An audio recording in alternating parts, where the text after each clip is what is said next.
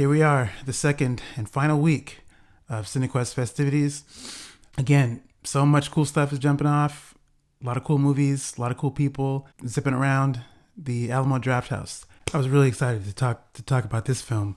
This was really a really cool watch. It's probably my favorite film of the festival so far that captures the spirit of small filmmaking that can still be big and meaningful and nimble and just do a lot of things that big films do, but just with less. You can do so much with less. This is the perfect film for a festival that has anything to do with the word Maverick, because I think this movie really exemplifies that. So I'm just going to get straight into it because I have so much to say. Today's film, Disremember. Let's talk about it.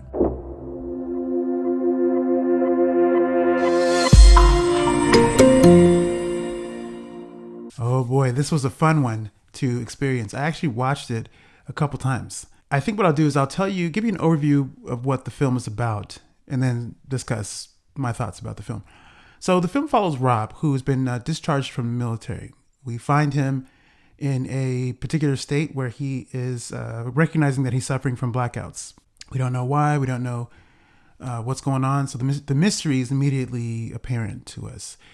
We learn that he is sort of separated from his wife at the time. At this particular moment, we meet him and is looking for ways to figure his life out. He's drinking a lot.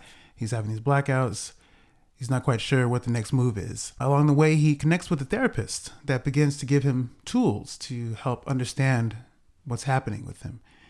And so we're discovering things as Rob is discovering things. The mystery is amped up. The tension is there, and it's maintained throughout the movie. And so everything that is surprising to Rob is just as surprising to us. And it's really well executed. So at the end of the day, this is a psychological thriller that takes place in one place. We follow one character, and we're getting a sense of what's happening piecemeal as the film goes on. Little clues are being revealed to us. The end result is quite satisfying. I think Matt Simpson did a fantastic job. One of the big talking points I've seen about this movie was that this was a one-man operation. You hear about filmmakers like Robert Rodriguez, for instance, who wrote the famous Rebel Without a Film Crew. He was kind of like the one-man film crew. I mean, he did employ his friends and different people he knew to help do certain things. But when El Mariachi came out, that was a big deal because of how scrappy it was. There was something about the how independent it was. The tools they used, like wheelchairs to get like dolly shots and tracking shots and stuff, and the amount of stuff they had to sort of cobble together to make that movie. It's the one thing that I think for independent filmmakers, for any filmmaker, but for someone who has a dream of making a movie at any scale, the essence of that is important because it shows you that you can do something like that too. Robert Rodriguez is an example, I think, of one of those. I think certainly for me when I was starting to make movies, was a huge inspiration that you can make your movie the way you want to make it and have more or less a good deal of control over how you want to do it, because you only have you have so much money or no money, and you have to figure it out. This is what Matt Simpson did. But in this case, though, there was absolutely zero crew. The fact that he wrote the script and planned out how he would shoot it over a long period of time. My understanding, I think it took about 8 years to sort of figure out how to do it, how he would storyboard his shot. Like he storyboarded his shots. Before he didn't just write it and then shoot it immediately. Like it took time. And throughout that time, he obviously had other jobs. He was doing other things before whenever it became the right time to make this movie. I think what was so inspiring to me was that everything that's on screen, there's just one person did this. He shot everything. He edited everything, all the color grading, sourced all the music. And the thing is, the result is actually, it's very good. Even if you don't like movies like this, And look, I admit that there's probably some bias. I think probably from my part, because I'm a fan of movies, but I love the technical aspects of that, and even more so, having made projects by myself, like having set my cameras and things in different places to try to make short films and things on my own with no one around. Like that feels like that. The film speaks to a spirit that I recognize, and so that is a huge, I think, plus for me. And the fact that it presents a story that does not feel cobbled together. It doesn't feel like it was thrown together just for as an excuse for one person to use cool cameras and use cool techniques and things. There's actual thought and planning and real care put into the project, and I think that's another thing that I responded to. That's another reason why I really just adore this movie. Speaking of camera stuff, there are so many cool shots in this movie, so many dynamic shots. This movie takes place in one place, in and around one place. I got the feeling as I was watching that the movie utilizes, it feels like every shot was meticulously planned out. It does not feel like a bunch of things were shot and then he just threw everything in there, all the cool shots, like just because they were like all unique shots that you don't expect. They were very carefully, at least is what it seems like to me.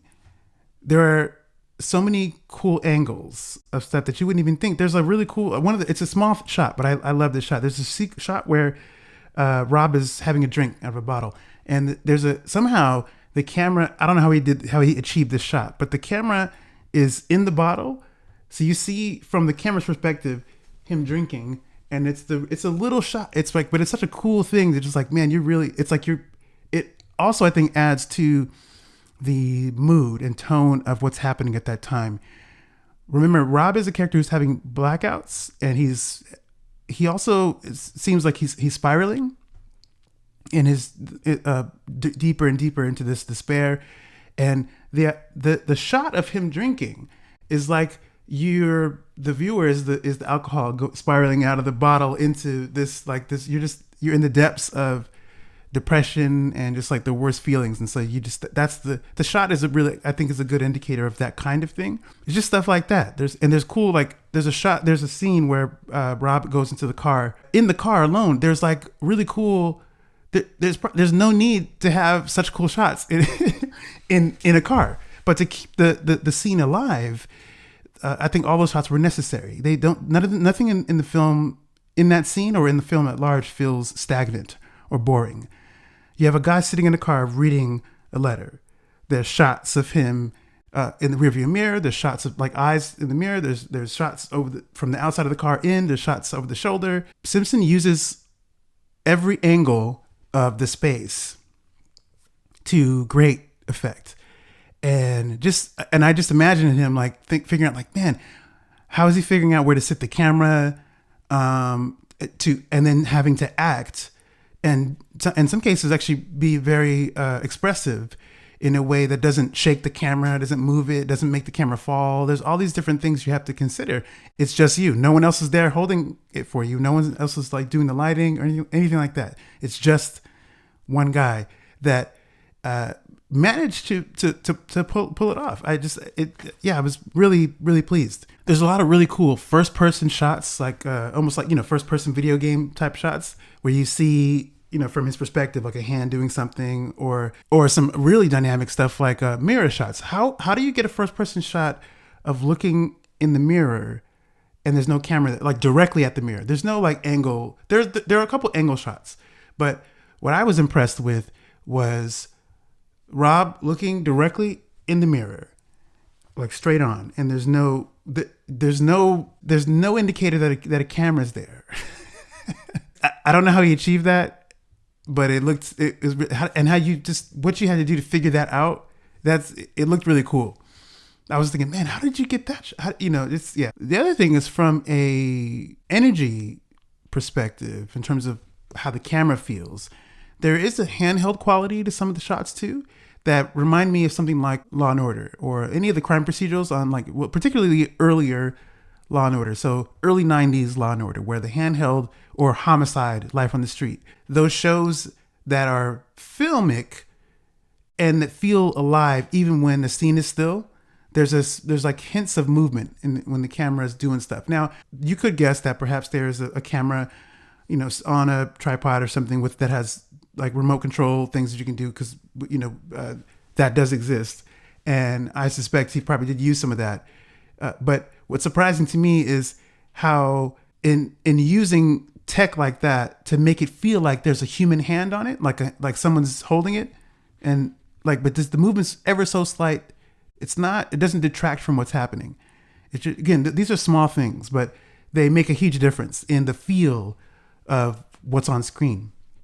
And so I really dug that. And from a writing standpoint, this is the other thing that really fascinated me. You guys know this. For those of you who've been following the channel for any degree of time, know that I also write. To write something that that is a coherent story, that has, particularly for something like this, a psychological thriller that has tension, and that not only sets up tension but builds tension successfully and maintains it throughout the story, is remarkable. How you have to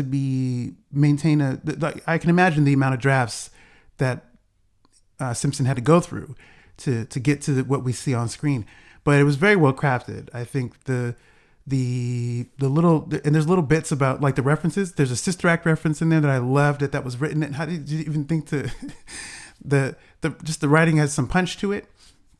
There's a little bit of humor in it, even though tonally this feels like a more darker film.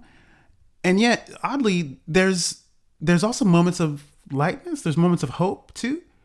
Because along with Rob, we're hoping that as he's trying to figure out the answers to his predicament, that there's a sense of hope that, you really hope that he's going to get what he wants. You hope he's going to see his wife, and you hope everything's going to be cool. Like there's glimmers of light in the story too. And I just think all of that was paced very well. The pacing was very good. It was paced very well. It was written very well.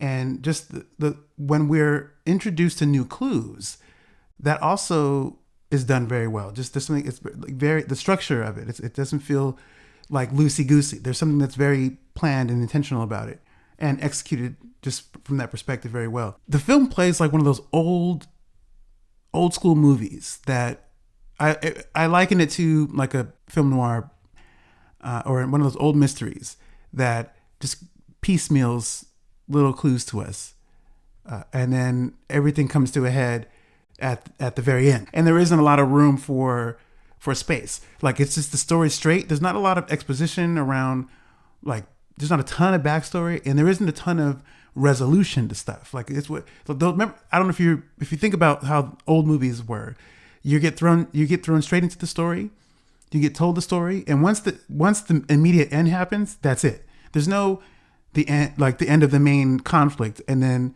the resolution where there's conversations about what happened, and people are trying to. There's none of that's there. It's just once the end happens, once we realize what's going on, we get that, and then you're left with that, and you have to just sit with that.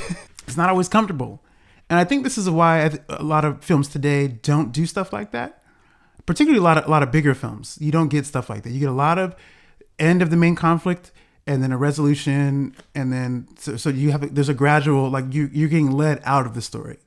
Where this is something I've seen actually throughout the festival too, and it's something that I noticed that it doesn't happen all the time for independent films, but independent films generally feel like there's a little bit more leeway in terms of what you can do, what you can get away with, and not have so much oversight into what other people think your story should be or how it should end, how it should handle certain things, which is once the climax happens and that it ends, that's it. Like you think of something like Chinatown, for instance, or the Maltese Falcon, or not just those movies, but the older movies. It ends and that's it, and you have to. I think there's the gift in having things just end and you have to sit with it, is that you're forced to really mull over what you've just experienced. And sometimes it's not always great, in terms of how you feel. You don't, you know, you have to sit with like, oh man, that was a heavy situation, or it was happy, and you leave immediately with like some happiness going on, and you just have to it's there's something to that. And I like that how a lot of the films I've seen throughout the festival have that feeling of when they end, they end. There's no over explaining stuff at the end. There's none of that recapping. That's it. You got what you got. Deal with it. I actually love that this film does that. The location is great too. It's like an apartment that has a loft in there. Again, it's mostly takes place. The whole movie is set mostly in this place. It's actually a very nice place. This is in London, I believe the film is shot. And again, every corner almost is utilized to great effect. You would think that you know there's like a sense of you get bored in the same place, but the shots that Matt Simpson used does not make you feel like that. You're continually invested because there's so much stuff for your eyes to get used to. Every cut, every angle, it's like it's really cool. There's cool choices in the editing as well. The day to night transitions are great. It looks so seamless. The music choices were great.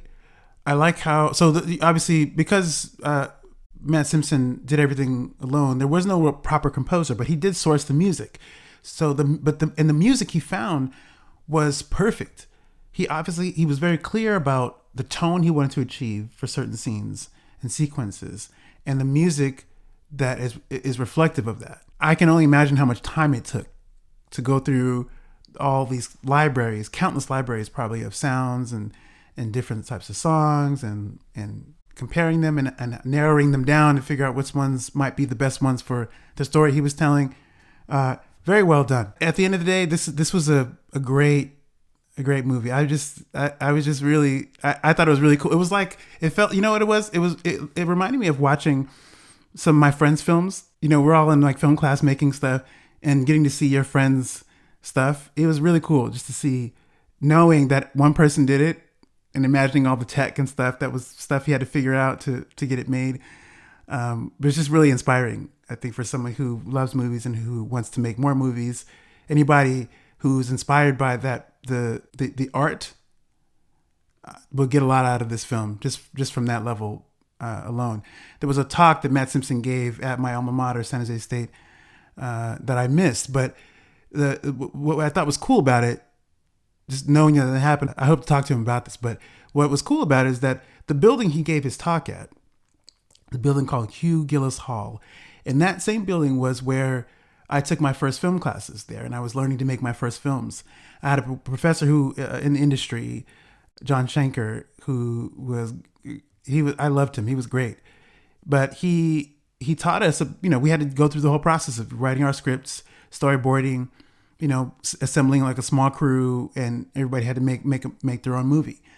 And through that class, I was making a lot of sort of movies by myself too. I had a bunch of tapes and stuff that I had because I didn't have a camera, but I had a bunch of blank digital videotapes. This is when DV was big, sort of on the rise and a big thing. Digital video cassettes, and didn't have a camera. So then I got my own camera and just started making stuff. A lot of times, you know, I would be bored and it was just me, and I had a tripod and everything. I did make some stuff with some friends too, which was great. But when you have an idea and you want to just go out there and just make stuff, you just do it. This feels like this is what Matt Simpson did. He had an idea and ultimately just went out and did it. Didn't wait for anybody to say he could do it, or didn't have to wait for funding or whatever it is. I mean, I don't know. I hope to talk to him to ask him about this, about whether or not, what was the funding like, and if there was any money at all. Like, what did you do to make this? But that's the other thing I learned about that through that class, and the more I made stuff, is that you don't even need all the best technology to make stuff. I won a competition through my grad school years ago from a short film that I had made. I only had one camera and one tripod, and I just took it around everywhere, took it around the city and shot stuff. The point of that was how independent that was, the spirit of that. And I think that's that resonated with me in watching this movie. And so even though I missed the talk, something about knowing that Matt Simpson was there in the same building, like the film building where everybody's learning how to make movies and stuff, was pretty cool, and it felt special. The last thing I'll say on this movie is this. I mentioned earlier in an earlier video that AI has been a massive topic in the past couple of years at Cinequest, and this year is included. There were filmmakers there who actively used AI in assisting them to tell their stories. And then there were filmmakers who just did not, who just made them sort of the old-fashioned way. There seems to be, to me anyway, I'm reading this, and again, I could be completely wrong. There is a sort of subterranean, I think, argument that's happening, not just at Cinequest, but elsewhere. I've seen other people, my friends who are also making movies and making things, who are also creatives, where there are groups of people who are embracing the tech and people who are vehemently not using the tech. There's this conversation between tech assisted and not. Even though AI itself is a new technology, it's a tool to tell stories, just like a camera is, just like, a boom mic or whatever it is. These are things that assist you in telling your stories. But something about this movie felt supremely handcrafted, like human touched, like the fingerprints of a human are all over this project, with the use of cameras and everything else. This is like to my knowledge, I mean, I don't know. Maybe there was some AI usage in the script process or whatever, something. From what I've seen, it doesn't seem like that, though. It seems like there's an interesting sort of back and forth between the filmmakers that are using AI and the filmmakers who aren't. And again, not that there's nothing negative about it. It's just something that I'm sensing. And there's something about that underscores the importance of human involvement. That the hope we have is that humans will never become obsolete in any field, but also in filmmaking, where the human involvement is essential to a medium like this. And I just loved how, after having seen films that with strong AI use, to watch another film that has virtually none of that. And in fact, it's so pared down. It's just, you got one human doing all the things. And then lastly, my favorite thing about this movie is that there is a post-credit, behind-the-scenes featurette, it seems like, of Matt Simpson making the movie. I so love that, because you just see him. It's in itself, it's a mini movie. It's a narrative of one man trying to achieve a goal, and you're getting to see the struggle of that. You're seeing an artist at work. You're seeing him trying to figure out where to stage the camera, how to make sure it doesn't keep falling over, how to make sure different things. Like, it was really cool. It really touched me. It was really cool because and the music for that was great too. The music that was selected for that sequence was fantastic. It was emotional. It was whimsical a little bit. It felt like it spoke to what I saw was 8-year-old Matt Simpson making a movie, telling a story with his action figures, or telling a story with it. I recognize that because I was that kid. I'm still that person.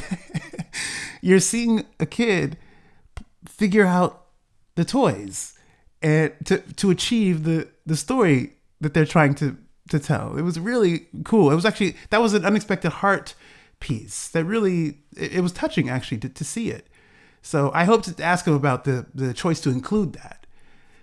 Because to me, that almost makes it's another, again, it's a small section. If you see this movie, I highly recommend, I urge you to stay. The credits aren't that long. You can sit through them. Do watch this, because it's actually really, it's beautiful, genuinely. So if you haven't seen it yet, it will show at a Wednesday at the Alamo Draft House, just after noon, probably I think around 1-ish or something like that. So somehow it will be there in Mountain View. So if you haven't seen it, do seek it out. It's, again, it won some awards for a reason. And I think it's evident on screen, at least from my perspective. You may not feel the same way, but I do think it's definitely worth a watch. So do look out for that. But that's generally, I have so much more to say, but I think this is a quite long review already, so I don't want to I'm gonna hold you. But if you've stuck around this long, again, as always, thank you for taking the time to watch this video. Again, Cinequest is going on all week. Alamo Drafthouse, check it out. But yeah, I've got more reviews to get to. I got some running around to do today, so I'm getting out of here. But again, thank you for watching. Take it easy, and I will see you in the next video.